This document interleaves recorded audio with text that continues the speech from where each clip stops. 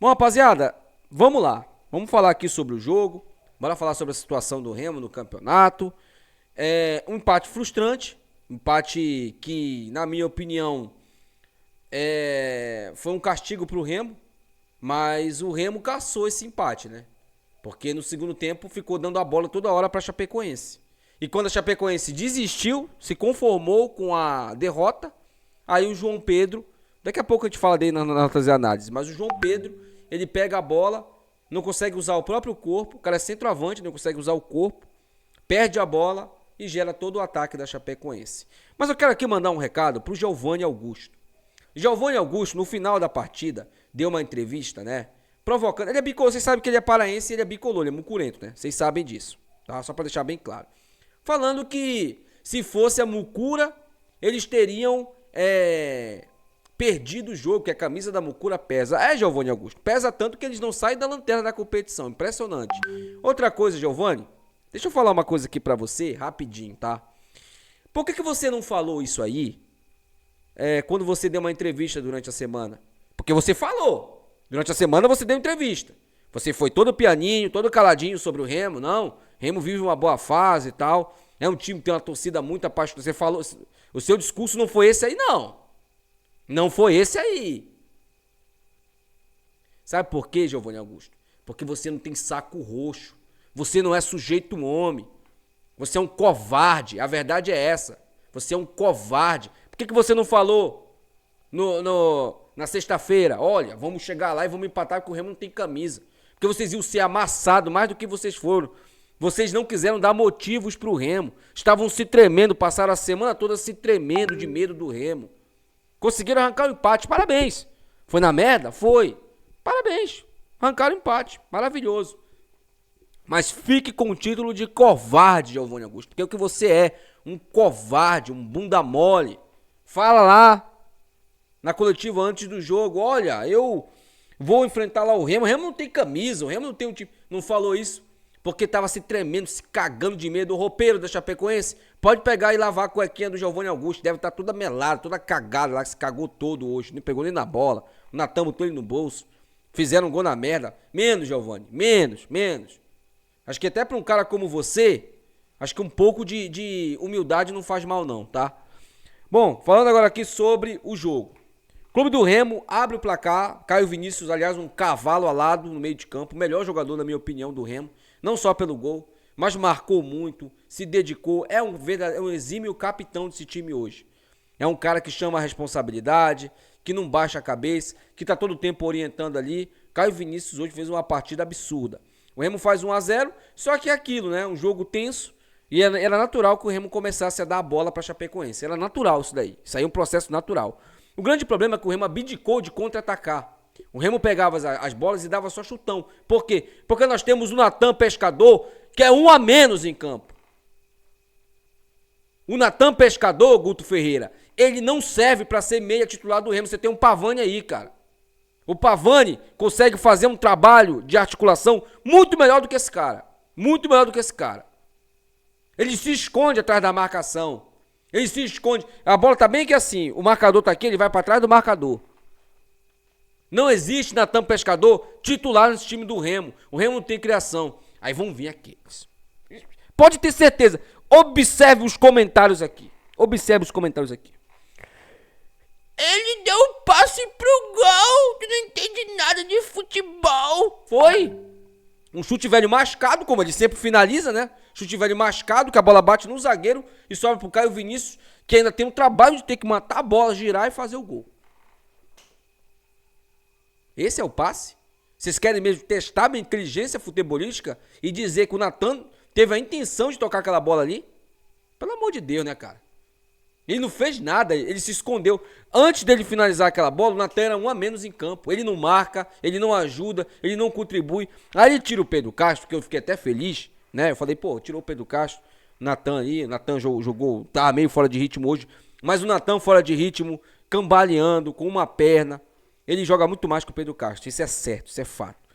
O Natan não, o Natan Camargo. O Natan Pescador não, o Natan Pescador, ele se esconde atrás da bola. Não há dedicação desse cara dentro de campo, eu não vejo isso. Pelo menos se doando na marcação. Então, Guto Ferreira, se você quer de fato conquistar o acesso com o Leão Azul, você tem que pensar quem vai ser o substituto do Panagiotis. E torcer para que o Panagiotis volte agora nesse jogo contra o Novo Horizontino. Porque vai ser uma dor de cabeça. O Natan não pode ser titular nesse meio de campo do Remo. Ficou provado isso hoje. Bom, aí o Remo se recua, consegue até ter um controle do jogo na reta final, mas no final ele é castigado com um chute ali despretensioso do zagueiro, a bola desvia, mata completamente o Rangel, que fez uma partida absurda de novo, né, para variar, já tá virando rotina. Aliás, o Marcelo Rangel, ele já tá mal acostumando a gente, porque a gente sempre espera esse tipo de partida do Marcelo Rangel, que ele seja decisivo, mas infelizmente, mais uma vez, ele foi ali enganado. Esse gol lembrou muito, sabe qual gol que a gente tomou nessa temporada? Aquele gol que a gente tomou da Mucura, que a gente tava surrando eles no Parazão e eles empataram na merda. Que a bola desviou no Klaus, eu acho, né? E matou o Rangel também. O Rangel tinha feito uma partidaça naquele dia. E mais uma vez o Rangel aí não teve a sorte, né, de fechar o jogo sem tomar gols. Mas, gente, não tá nada perdido. O Clube do Remo tá vivíssimo na briga por esse acesso. O Remo joga um bom futebol. O Remo não empatou com um time ruim, com um time de zona de rebaixamento. O Remo empatou com o vice-líder da competição, que inclusive ao lado do Remo joga melhor que o líder. Então, meus amigos, era esse tipo de jogo. Era um jogo complicado, um jogo difícil. O Remo não aproveitou 1-0 e agora pensar no Novo Horizontino. É trabalhar, focar. Eu tenho apenas um conselho aí para a comissão do Clube do Remo, que organiza aí, inclusive, a ida dos torcedores. Falem com a diretoria. Peçam para a diretoria do Remo liberar o treinamento lá no Bainão, pelo menos um dia, para o torcedor ir lá apoiar esses caras. Agora tudo é válido.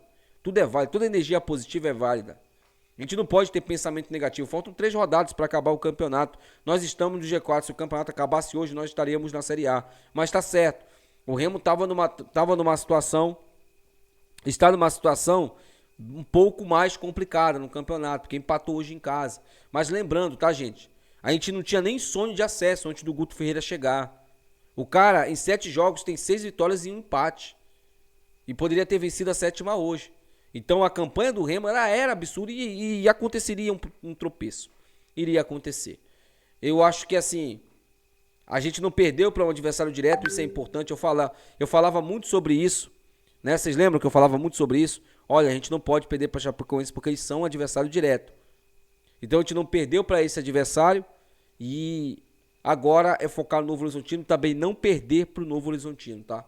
Que é um adversário direto também no acesso e amanhã secar eles. Vamos lá para outras análises, né? Marcelo Rangel, 10.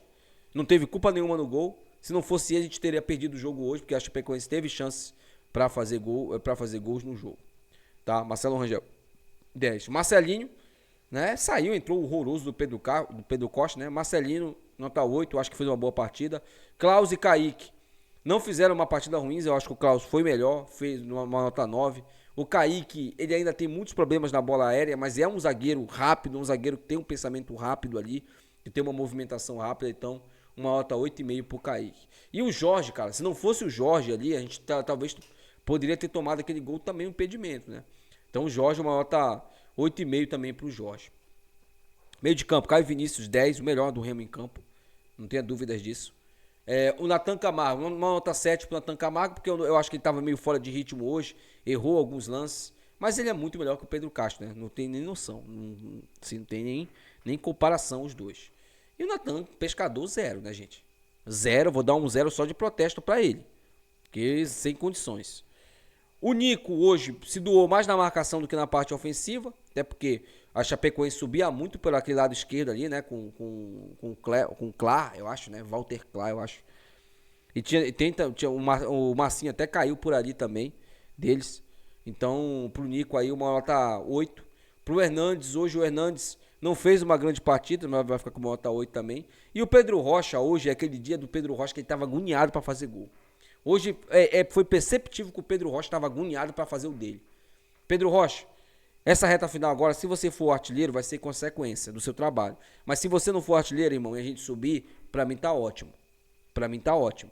Eu não vou lamentar porque você não foi artilheiro, não. É uma marca pessoal sua, beleza, você vai ser reconhecido, talvez até vai ganhar algum prêmio aí da Série B, eu não sei se o artilheiro tem alguma premiação, se ganha algum carro, alguma coisa do tipo, mas jogue pro time, cara. Jogue pro time, que nem você jogou no último jogo. Que nem você jogou aquele repá, jogue pro time. Se doe pelo time. Nós vamos precisar muito da união de vocês agora. João Pedro, horroroso, 0, né? Nem vou poupar tempo aqui. O Jadson também não acho que entrou bem no jogo. Não acho que o Jadson entrou bem no jogo. Vai ficar com uma nota 3 aí. Entrou também o Reinaldo, né? Pegou pouco na bola. Entrou, gente. Ô Guto, para de insistir nesse Pedro Castro, Guto.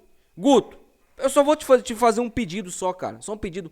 Para de insistir nesse Pedro Castro. Ele não serve pra nada, cara. Esse cara, ele tava escanteado. Não é porque o Pedro Castro, ele tava sendo injustiçado até porque o português deu muito, mas muitas chances pra ele. O Daniel Paulista deu chance pra ele. Ele é ruim, Guto. Ele é ruim, esse mato não sai coelho. Ele é ruim. Não tem condição. Não tem condição. Para de insistir nesse cara. Para de botar esse cara em campo. Você tá deixando o Pavani de lado pra botar esse cara pra jogar. Você tá deixando o Cantilho de lado pra botar esse cara pra jogar. Para com isso, cara. Não faz a gente perder o nosso acesso por causa desse pereba aí, não. Que ele não ajudou a gente em nada, né? Agora que ele vai ajudar. Então, outro também que eu quero falar aqui é o Janderson, né? O Janderson não entrou hoje, o Marrone não entrou hoje. Por quê? Porque o Pedro Castro tem que entrar. O Pedro Costa tem que entrar. O Pedro Costa já assinou até contrato com o Santa Cruz. Aí, difícil. Aí o Guto vem na entrevista e fala, porque o Pedro Castro corre. Porque o João Pedro corre.